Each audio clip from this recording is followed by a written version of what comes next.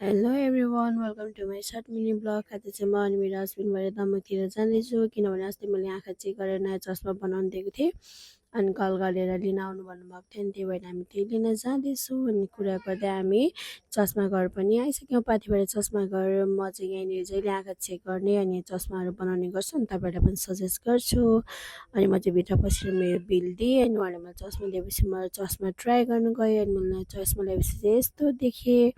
अनि त्यहाँनिर माछाहरू राखेको रहेछ नि म माछा हेर्दै एकछिन बसेँ, एकछिन सोचेँ कि यो माछाको लाइफ चाहिँ कति आनन्दको छ, न टेन्सन न फिक्री, टक्क पानीमा हल्लिँदै बसिरहेको छ। अनि त्यस पछाडि चाहिँ दिदीले पैसा दिइदिनु भयो अनि म चाहिँ चस्मा बोकेर बसिरहेको थिएँ अनि मैले उसलाई हल्का पोज दिनु लगाएँ अनि त्यस पछाडि हामी चाहिँ हल्का यसो एकछिन बस्यौँ अनि त्यो चाहिँ हामी हिँड्यौँ अनि हिरो चाहिँ अनि पुरा घामले डढ्छ भनेर टेन्सन उसको प्रोटेक्सनहरू पुरा सबै तयारी भएर निस्किरहेको थियो। म चाहिँ घामले यस्तो डरिरहेको थिएँ अनि त्यतिकैमा हामी चाहिँ भोक लागेर माथि रहेको आधा फास्ट फुडमा गयौँ अनि त्यहाँनिर मैले मेन्युहरू पनि राखिदिएको छु हेर्न सक्नुहुन्छ। अनि यहाँ चाहिँ हाम्रो फर्स्ट टाइम हो अनि उसले चाहिँ मोमो चाहिँ गम खायो अनि त्यस पछाडि मेरो एकछिनमा चाउमिन पनि आयो। भोक लागेको सुरमा म पनि गम मैले पनि चाउमिन खाएँ। ठिकै थियो, नट ब्याड होइन, ठिकै थियो। भोक खाँदा खाँदै त हामी दुईजनाले त प्लेट त रित्तै पारिदियौँ अनि त्यस पछाडि हामी फेरि पनि हामी लाग्यौँ। हामी चाहिँ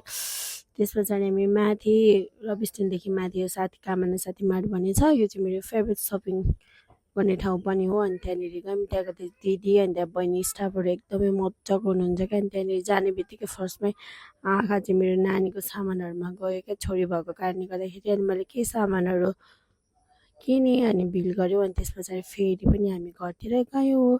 आउँदा आउँदै फेरि बेललाङ यहाँ आएपछि चाहिँ मैले सब्जी देखेपछि सब्जी किन्नु मन लाग्यो अनि म चाहिँ बसेँ मेरो फेभरेट अङ्कलकोमा। सब्जी किन्न लाएँ, सब्जी किनेर ठिक हामी घर जान लागेको थियौँ, पानी त दरर पानी आयो। अनि त्यसपछि के गर्ने भन्दाखेरि छेउमा हाम्रो नानाको पसल थियो अनि त्यहाँनिर गएर बस्यौँ। अनि बसेपछि त खानेकुरा देखेपछि त मलाई फेरि खाउँ लाग्यो। अनि त्यसपछि फेरि मैले आलु फालेर चप अर्डर गरेँ अनि म चाहिँ एक्लै गमका गम खान थालेँ।